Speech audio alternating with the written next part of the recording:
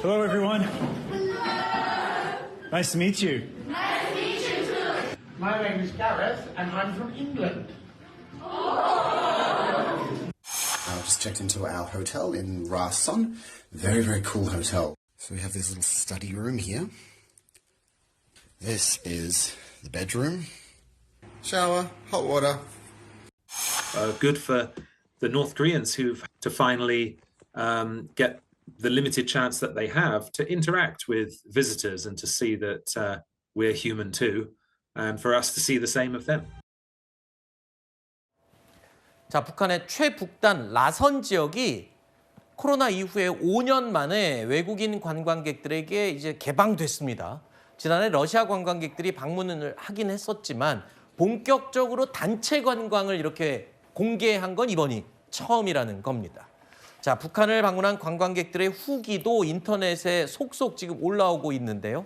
특히 관광객들을 안내한 북한 가이드가 한 말들을 들어보면 굉장히 눈에 띄는 게 있습니다.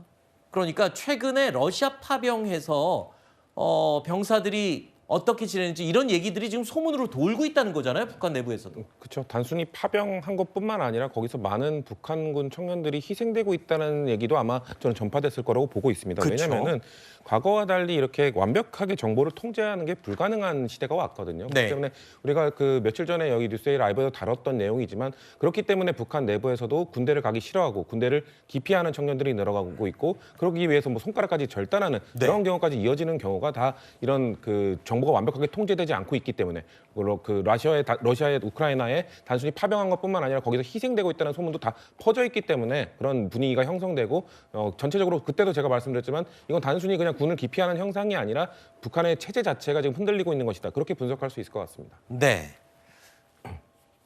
북한의 러시아 추가 파병 소식마저 지금 들려오고 있는 가운데 종전 뒤에도 전쟁이 끝난 뒤에도 북한과 러시아의 밀월 관계는 계속 이어질 것이다라는 신호가 나오고 있습니다. 먼저 지난해 푸틴 대통령의 방북 당시 모습을 짧게 보시죠.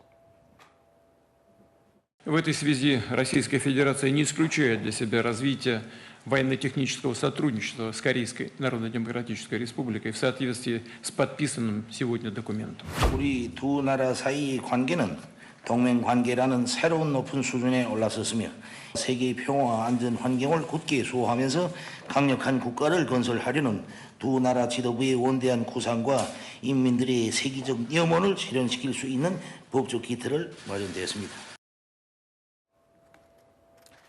자, 모스크바를 방문 중인 노동당 비서가 러시아 여당 대표와 푸틴 대통령을 연이어 만난 겁니다. 러시아가 그만큼 북한을 중요시 여기는 게 아니냐. 그리고 전쟁이 끝나더라도 지금 북한은 러시아와 계속 밀월 관계를 유지할 것이다. 뭐 미사일 기술, 뭐 여러 가지를 전수받고 있다라는 이야기까지 들리고 있는데요. 과연 중국과의 관계는 어떻게 될지 전쟁 이후에 이 부분도 우리 한반도 정세를 둘러싸고 지켜봐야 될 부분인 것 같습니다. 이런 가운데 역사상 피해액이 가장 큰 강도 사건이 뭔지 아십니까? 그 장본인이 북한이라는 얘기가 나왔습니다. 자, 전 세계를 깜짝 놀라게 한 어마어마한 규모의 강도로 북한이 꼽혔습니다. 미국 FBI가 이번 사건의 이 배후, 그러니까 해킹 출금 피해인데요. 그 배후로 라자루스를 지목했습니다. 라자루스 하면은 북한의 유명한 해킹 조직이잖아요. 근데 지금 계좌를 해킹해서 무려 2조 1천억 원을 탈취했다는 거예요. 이게 사담 후세인의 이 중앙은행 탈취 사건 이후 전 세계에서 가장 큰 사담 후세인을 넘어서는 규모의 네. 강도 사건이라고요? 그렇습니다. 이렇게 사담 후세인은 독재 권력을 사용해가지고 이렇게 강탈을 해간 거라면 이 범죄는 이제 온라인을 통해서 그런 공권력 없이도 해킹으로 이제 강탈을 했다는 특징이 있는 거고 이게 이제 범행 수법이 온라인이 차단돼 있는 가상화폐 지갑이 있는데 그거를 인터넷에 있는 지갑으로 옮기는 과정에서 네. 담당자를 피싱 공격하는 이런 방법을 썼거든요. 네. 이런 수법이 이제 예전에도 있었던 라자루스의 범행하고 비슷하다. 라자루스 굉장히 유력한 집단으로 그렇게 지목이 되고 있는 것이고 어쨌든 이 액수가 2조 원이 넘어갔기 때문에 네. 강도 범죄 역사에서는 가장 많은 액수로 현재 그렇게 불려지고 있습니다. 네. 북한은 전쟁, 무기, 범죄, 강도 뭐 이런 쪽에서 두각을 나타내고 있습니다.